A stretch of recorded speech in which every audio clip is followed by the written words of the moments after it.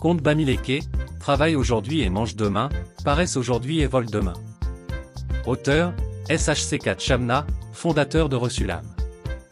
Avant toute chose, permettez-moi de me présenter. Je m'appelle Jean-Philippe Lavigne, mais je ne suis pas vigneron. Je suis français d'origine, mais africain dans mon âme. Je suis un amoureux des langues africaines, car ce sont des langues très sophistiquées, scientifiques et pleines de sagesse. Je déplore malheureusement le fait que les Africains eux-mêmes ne savent pas la richesse intellectuelle que se cache dans les langues africaines, surtout les langues ato. J'y reviendrai une autre fois, car c'est un sujet qui me passionne. Revenons à nos moutons. Le docteur Chamna, fondateur de Ressulam, Résurrection des langues maternelles ancestrales, est l'un des hommes les plus humbles que j'aimerais rencontrer. Je sais que cela semble paradoxal ce que je dis, mais, bien que n'ayant jamais rencontré ce grand homme de la culture africaine en général, camerounaise en particulier, Bamileke de très près, je peux témoigner du degré d'amour et du don en soi qu'il offre pour la culture africaine, et tout cela en faisant profil bas. Sa langue maternelle le Nufi, encore appelé Féfé, est l'une des langues technologiquement les plus développées à l'heure où je vous parle. J'ai pris beaucoup de temps pour arriver à cette conclusion.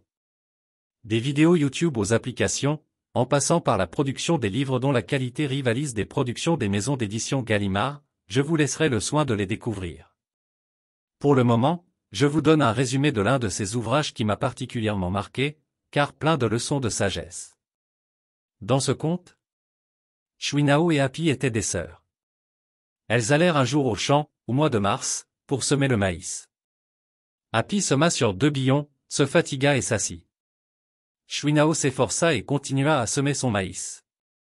Elle finit et vint retrouver son aînée Happy assise à l'endroit où elle l'avait laissé. Elle concassait ses palmistes. Elle dit à sa sœur, « Ma grande sœur Awa, ça te dirait qu'on rentre ?» Sa grande sœur lui répondit, « Tant que ça ne germe pas, je ne bougerai pas. » La suite dans ce livre. Voici les leçons de morale tirées de ce livre que je conseille à tout parent. Première leçon, la valeur du travail dans la culture Bamileke. Les Bamileke dès le bas âge savent qu'il faut mériter ce que l'on a, qu'il faut travailler dur pour gagner, que tout fruit est le résultat d'un travail sérieux en amont. Le travail pour le peuple Bamileke n'est pas une corvée, mais ça fait partie de la culture. Comme la danse, la musique, l'artisanat, le travail a une dimension culturelle chez les Bamileke.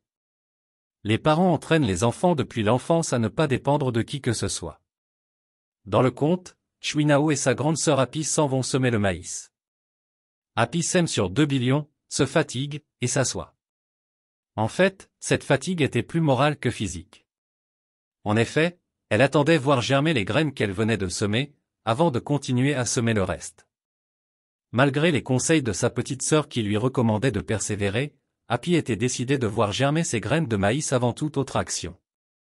Après s'être longuement impatientée, elle décida sous le coup de la colère de déterrer ses graines têtues. Quelques mois plus tard, Chouinao sa petite sœur demanda de l'aide pour aller récolter ses maïs. En effet, la récolte était tellement abondante qu'elle ne pouvait récolter toute seule.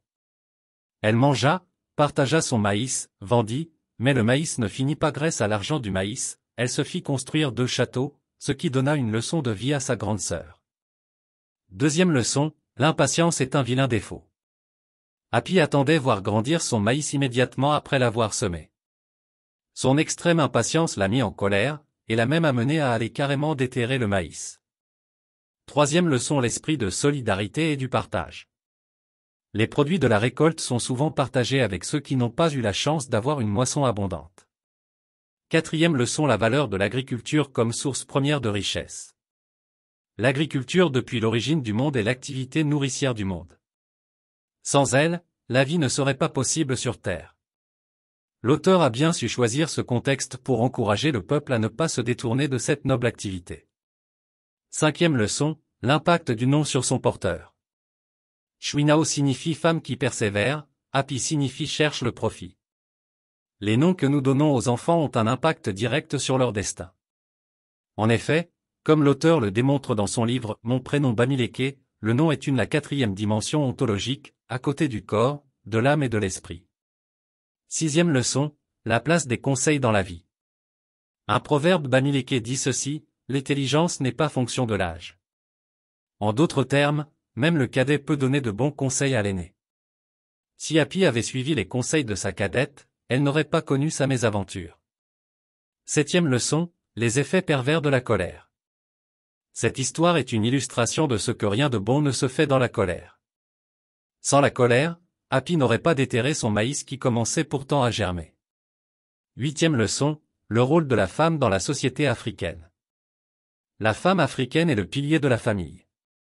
Elle est dès son enfance le moteur du développement, la source nourricière du peuple, à travers l'agriculture. Je vous laisse le soin de trouver d'autres leçons enfouies dans ce texte inventé de toutes pièces par le Dr Tchamna, fondateur de Ressulam, afin de faire passer des enseignements vitaux à la jeunesse en pleine dérive. Éloignez les enfants des gadgets électroniques, offrez-leur des cadeaux qui ont une plus-value, des présents qui ont une valeur ajoutée. Je vous reviens la prochaine fois avec d'autres chroniques portant sur les langues africaines.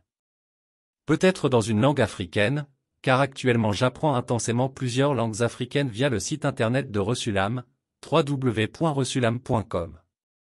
À très bientôt pour une autre chronique. Jean-Philippe Lavigne, le vigneron des langues africaines.